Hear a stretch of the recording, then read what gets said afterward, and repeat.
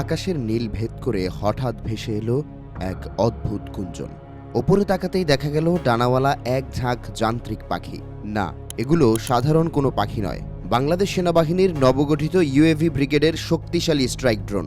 নিজ দিয়ে ক্ষিপ্র গতিতে এগিয়ে যাচ্ছে বিশাল এক সামরিক বহর, যার অর্ধেকেরও বেশি সদস্য সাধারণ পোশাকে থেকেও পেশাদার সৈনিকের মতো লড়াকু। তারা দেশের বিশাল রিজার্ভ ফোর্সের অংশ। শত্রুপক্ষের প্রতিটি মুভমেন্ট মুহূর্তেই চলে আসছে কমান্ড সেন্টারের স্ক্রিনে, কারণ আধুনিক গোয়েন্দা নজরদারি এখন বাংলাদেশের প্রতিটি ইঞ্চিতে। উপরের এই দৃশ্যটি আজ কাল্পনিক হলেও বাস্তবায়নের কাজ শুরু হতে পারে আর 2 সপ্তাহ পর, কারণ নিজেদের নির্বাচন ইশতেহারে এমনই এক যুগান্তকারী ও আধুনিক প্রতিরক্ষা ব্যবস্থার ঘোষণা দিয়েছে জাতীয় নাগরিক পার্টি এনসিপি। সম্প্রতি রাজধানীর গুলশানের এক অভিজাত হোটেলে দলটি তাদের নির্বাচনী ইশতেহার ঘোষণা করে, যার নাম দেওয়া হয় তরুণ ও মর্যাদার ইশতেহার। সামরিক বাহিনীকে ঘিরে ছাত্রদের দলটির প্রতিশ্রুতিগুলো ছিল চমকপ্রদ। ইশতেহারের প্রস্তাবনায় প্রাধান্য পায় ড্রোনের বিষয়ে। নির্বাচিত হলে আগামী 5 বছরের মধ্যে সেনাবাহিনীতে একটি পূর্ণাঙ্গ ইউএভি বা ড্রোন ব্রিগেড গঠনের প্রতিশ্রুতি দিয়েছে এনসিপি। প্রায় 2,500 কোটি টাকা ব্যয়ে তৈরি এই ব্রিগেডে থাকবে এমন ড্রোন যা একই সাথে নজরদারি চালাবে এবং প্রয়োজনে নিখুঁত নিশানায় হামলা করবে।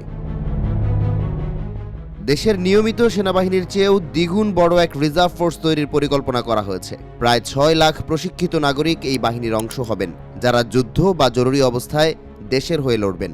বর্তমানে পাকিস্তানের রিজার্ভ ফোর্সের আকার 5.5 লাখ, অন্যদিকে ভারতের রিজার্ভ ফোর্সে রয়েছেন 10 লাখ সদস্য।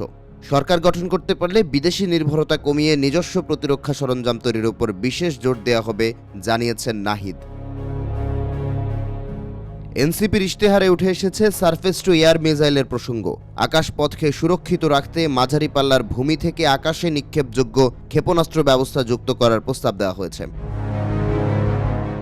এছাড়াও দেখা গেছে সংস্কারের ঝোড়ো হাওয়া, যেমন র্যাব বিলুপ্তি ও ডিজিএফআইকে আইনি কাঠামোর মধ্যে নিয়ে আনা হবে, যাতে পরবর্তী কোনো সরকার নিরাপত্তা কিংবা গোয়েন্দা সংস্থাকে রাজনৈতিক হাতিয়ারে পরিণত করতে না পারে। এনসিপির ইশতেহারকে আধুনিক সমরবিদ্যা ও নাগরিক অধিকারের মিশেল বলে মনে করছেন বিশ্লেষকরা। স্বপ্নটা যেমন বড়, চ্যালেঞ্জটাও তেমনি বিশাল। এখন দেখার বিষয়, ব্যালট পেপারে এই ডিজিটাল প্রতিরক্ষার স্বপ্ন দেশের মানুষকে কতটা মুগ্ধ করে।